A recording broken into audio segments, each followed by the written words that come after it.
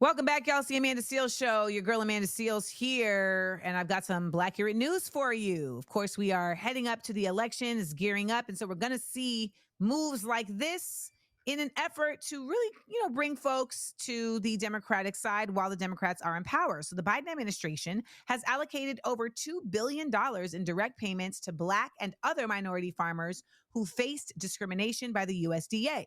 More than 23,000 farmers were approved for payments ranging from $10,000 to $500K.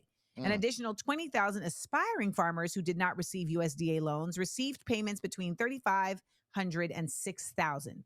Now, most payments were distributed to farmers in Mississippi and Alabama.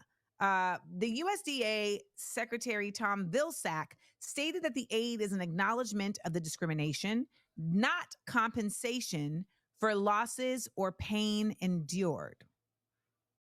Now, I did mention that the timing of this is interesting. I think that what we have to acknowledge is that politics ends up playing just the reality of when things happen. And I would have loved for this to happen earlier and faster, but nonetheless, it's happening. Now, I don't know if people know that the USDA has a history of discriminatory practices against Black farmers, but I don't see why they wouldn't, including refusing loans, providing smaller loans, and quicker foreclosures.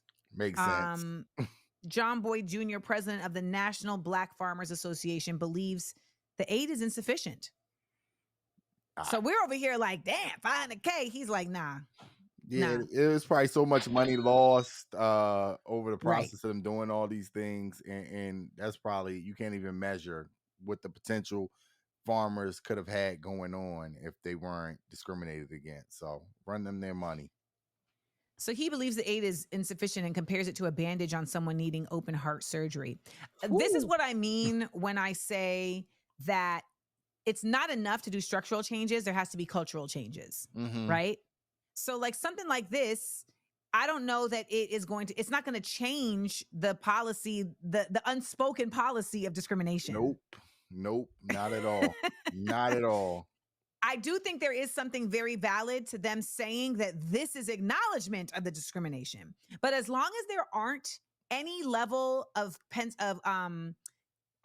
punishment to those who are caught discriminating, there is nothing that stops the discrimination, because this money isn't coming from to my knowledge, this money isn't coming from like the people who discriminated against them. Like, it's not like those people got fired. It's not like, still work there. They probably still work there. Yeah. So the money is coming from the USDA, and the USDA is who did the discrimination. But I think what we have to really understand is that if you're not going to actually simultaneously create, what's the word I'm looking for? If you're not going to provide recompense for the individuals who are the victims, as well as provide punitive response to the actual harm doers, it just continues the cycle. Yeah, and it's like when people say there's no more racism, you can just ask them, what year did it stop? Tell me. What year?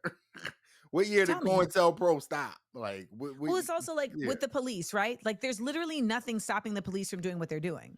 Yeah. When did it stop?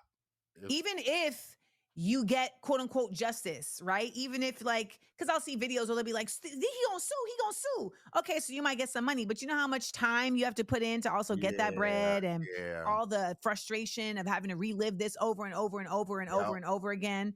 It's nonsense. But I think that at the end of the day, there is still something positive that will be coming to these people who should have got the bread. And Uncle Sam is always going to come up with any excuse not to pay us what they owe. Right. Any excuse. Okay.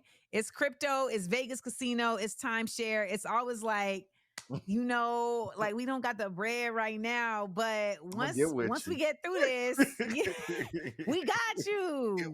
We got you. I ain't forget about you. Why should Black people care? What are we getting? It just shows us that they know how to find some money when their job is on the line. Woo. That's a bar. We'll be right back to talk about the Olympics at the Amanda Seales. We up. The Amanda Seales Show.